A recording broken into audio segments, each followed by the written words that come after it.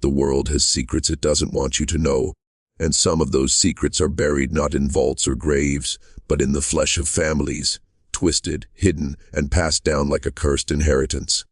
Imagine a line of people, generation after generation, bound not by love, but by blood so tightly wound it became its own prison.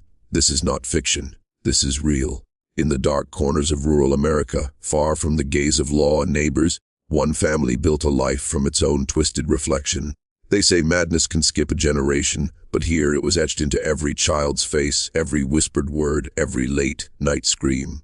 This is the story of a clan so inbred, so isolated, that their story almost defies belief. And yet the evidence is all around us if you dare to look closely enough. Hello everyone, before we start make sure to like and subscribe to the channel and leave a comment with where you're from and what time you're watching. That way YouTube will keep showing you stories just like this one. It began in a place where the roads ended and the forests swallowed the horizon. A place where outsiders were rare and the community kept to itself. The family that lived there didn't just stay in their home, they stayed in each other.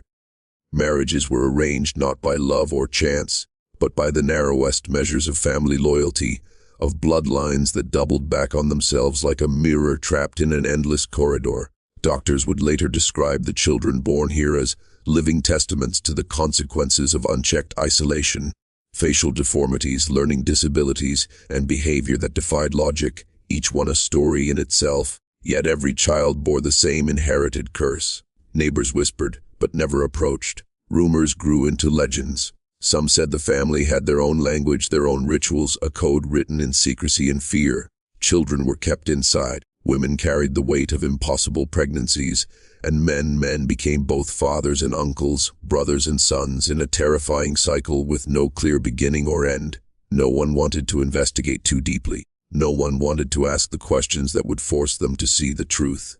And when the state finally intervened, the stories that came out were worse than anyone could imagine. Not just a family living in isolation, but a family living in madness, shaped and warped by it from birth. This is not just a story about genetics or geography. It's a story about how human nature bends under extreme circumstances, how fear and secrecy create monsters, and how the line between love and horror can blur in ways that the world isn't ready to witness. Tonight, we will peel back the layers of this forgotten clan, trace their lineage, and examine the darkness they carried in their blood. If you think you can handle the truth, then follow me. What you're about to see is a family that turned nature into nightmare, and their legacy will haunt the very soil they walked on. The origins of this family are as murky as the swampy hollows they called home. Records are scarce, fragmented by time and by deliberate concealment. Census forms, birth certificates, even photographs. Their paper trail was like smoke, slipping through the fingers of anyone who tried to hold it. But what we do know paints a picture that is both fascinating and horrifying. The clan descended from a handful of settlers who, for reasons lost to history, withdrew from the larger communities around them. They were farmers, laborers, people who sought to live off the land, yet their isolation was more than geographic. It was intentional, a choice to retreat into the shadows, and with that choice came a self-imposed cycle of insularity that would shape every generation to follow. In small towns, isolation is dangerous, but in this case it became malignant. By the early 20th century, the family was already practicing marriages between first cousins and eventually between uncle and niece. To them, it was a way to protect property, to keep wealth and land inside the family. But it also laid the foundation for a genetic and psychological experiment with devastating consequences.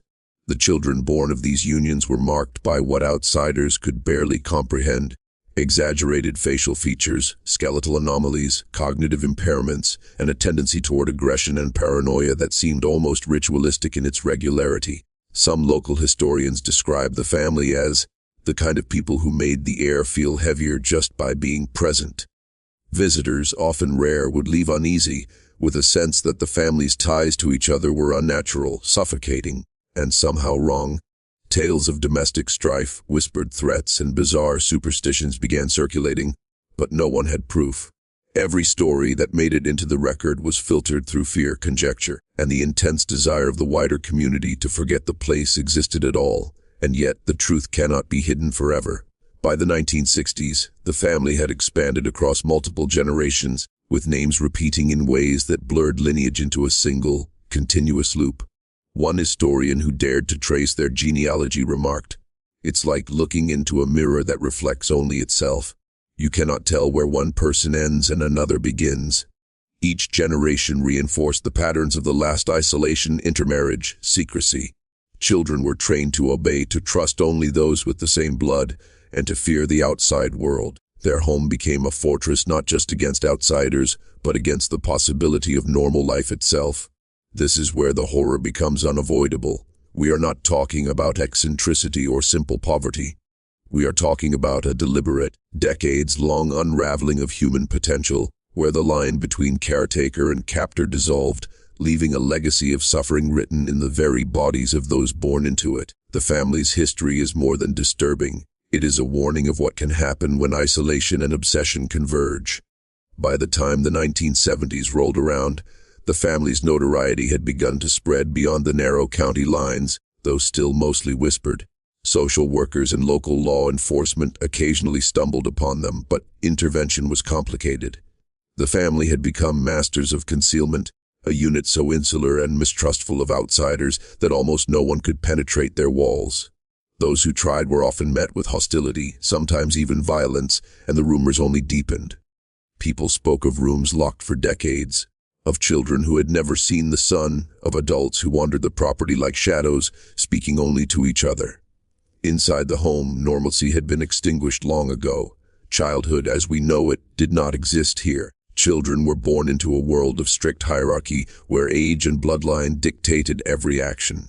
Education, if it existed at all, was informal and limited, taught by family members who themselves had been raised in the same oppressive environment. Reading and writing were tools, not for exploration or growth, but for enforcing rules and maintaining secrets. Their world was one of repetition, the same names, the same patterns, the same quiet torment passed down like a hereditary right. And yet, within that oppression, there were sparks of curiosity, moments that hinted at what might have been. Some of the older children, when they escaped beyond the property, would glimpse the world as a vast and terrifying place. But those glimpses were brief, and punishment was swift. Fear was not just a byproduct of life here, it was the glue that held the family together. Physical punishment, psychological manipulation, and intimidation were tools used from birth. Even the youngest children learned quickly the family was more important than anything else, including themselves. Medical records, when finally reviewed decades later, told a story almost too cruel to believe. Multiple generations of congenital disorders, malformations, and cognitive impairments were not random. They were the predictable results of intermarriage compounded over decades. But statistics and science cannot capture the full weight of what was happening. This was not just anatomy or genetics, it was a lived nightmare, each child a mirror reflecting both the sins and the suffering of every generation before them. The outside world largely remained unaware, but occasionally glimpses would break through the surface. One neighbor recalled hearing screams that seemed to come from inside the walls themselves, while another described glimpsing a procession of children with oddly familiar faces, walking in silence like something out of a storybook meant to unsettle rather than delight.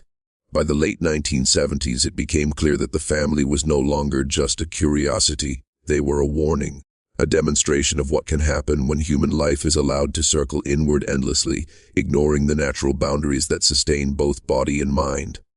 The psychological toll on those born into this family was profound, though rarely documented in any formal sense.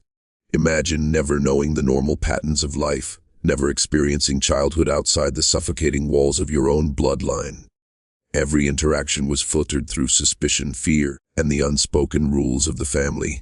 Love, if it existed, was twisted, inseparable from control. Affection and cruelty were intertwined so tightly that a child could not distinguish one from the other. To grow up here was to internalize madness itself, to inherit it alongside your name and your face.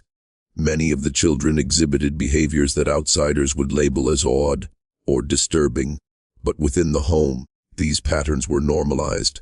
Obsessions, compulsions, and social anxieties were not treated, they were expected.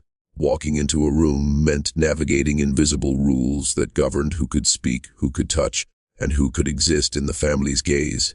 Disobedience was punished in ways designed to imprint fear into memory, to make defiance impossible. The family became a living laboratory of human suffering, where each generation reinforced the trauma of the last, creating a feedback loop of psychological decay. Those who eventually escaped, or were removed, spoke of experiences that read like fragments of a nightmare.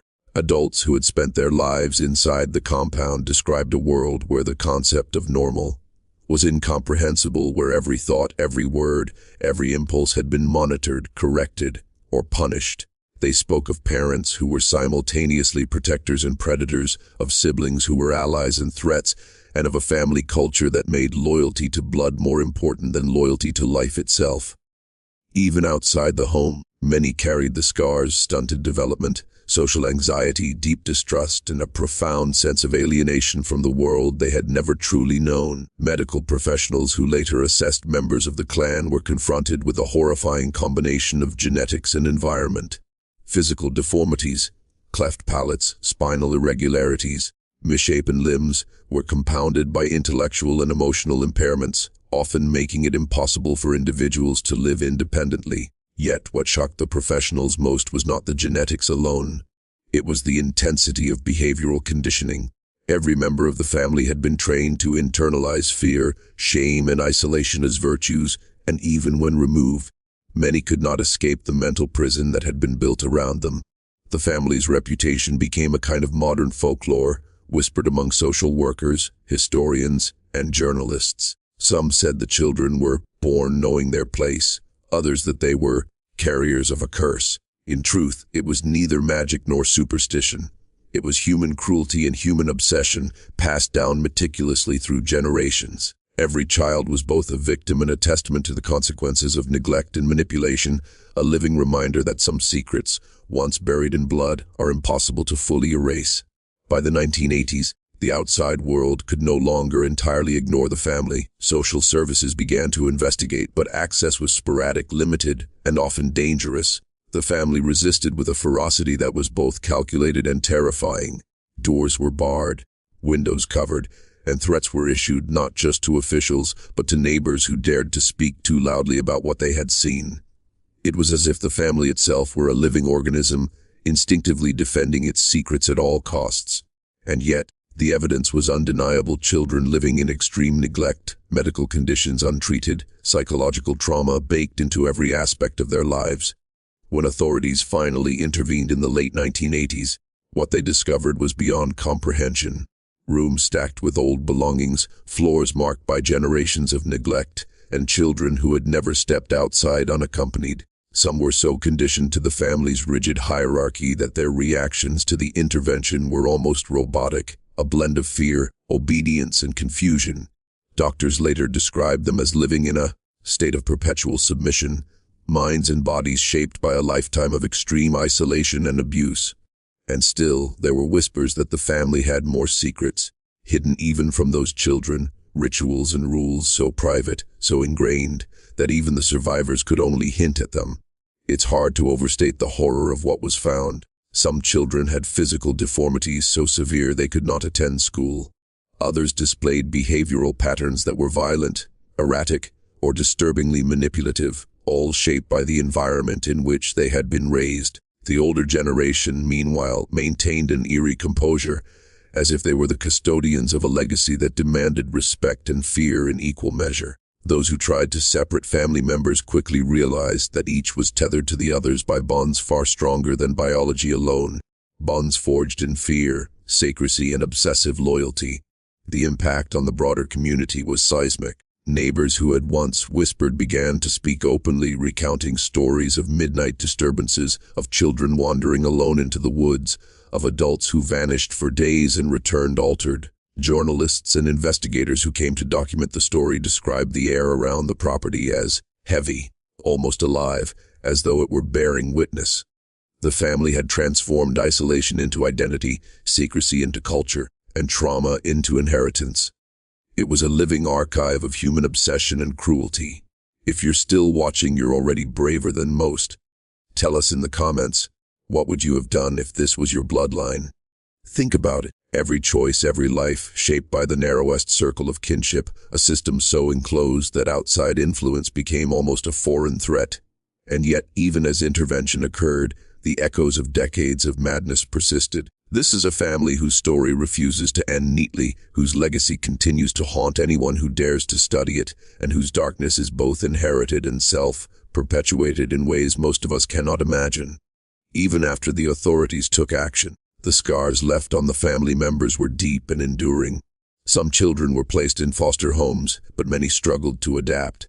The outside world was overwhelming, chaotic, and terrifying in ways they had never experienced. Simple freedoms, walking down a street without fear, choosing what to eat, speaking without being monitored, were alien concepts.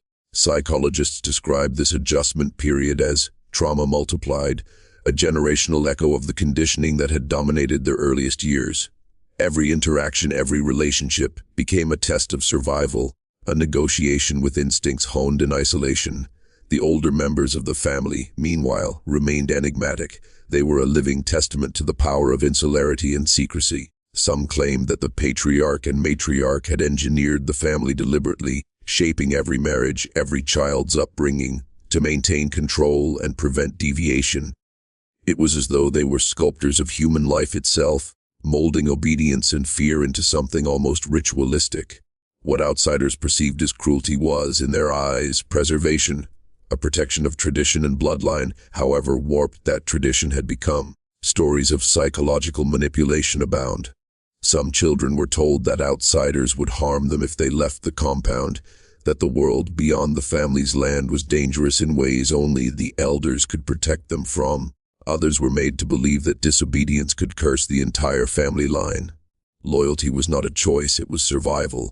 This created an internalized oppression so intense that even when removed, many family members carried the rules of the home with them, enacting fear and control on themselves in ways unseen by those who tried to help. Medical and psychological studies conducted on the family afterward revealed patterns that were both tragic and fascinating.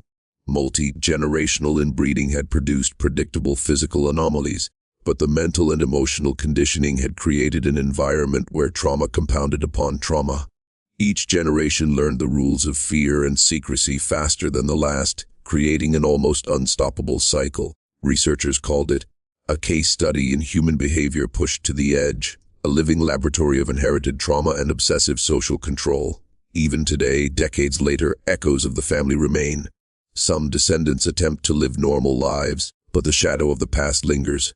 They are a cautionary tale, a stark reminder of what happens when isolation, obsession, and interwoven bloodlines intersect unchecked. Their story endures not just as a historical curiosity, but as a haunting reflection of the fragility of the human mind and the darkness that can grow when secrecy and control are allowed to dominate a family for generations.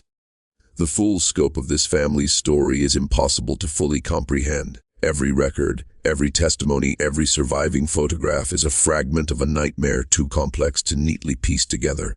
What we can see, however, is unmistakable: a family trapped by its own blood, a lineage that became both prison and predator, a life shaped entirely by fear, secrecy, and obsession. They were not monsters in the supernatural sense. They were human, painfully, terrifyingly human. But the extremity of their choices, the relentless repetition of destructive patterns, made them almost unrecognizable to the outside world. It is tempting to view this story as a relic, an anomaly confined to a remote corner of the United States, but the truth is more unsettling. The forces that shape this family, fear of outsiders, obsession with control, blind loyalty to bloodlines, exist in every society. The difference here was the extreme conditions, the unbroken chain of generations, the isolation that allowed cruelty to grow unchecked. Their home was a mirror, reflecting not just their own darkness, but a shadow of human potential when left untethered from community, compassion, and accountability. The surviving descendants carry the legacy in their bodies, their minds, and their memories. Some speak rarely, some refuse entirely, and some have tried to rebuild their lives outside the confines of the family's history. But trauma, especially trauma so carefully cultivated and inherited, is not easily erased.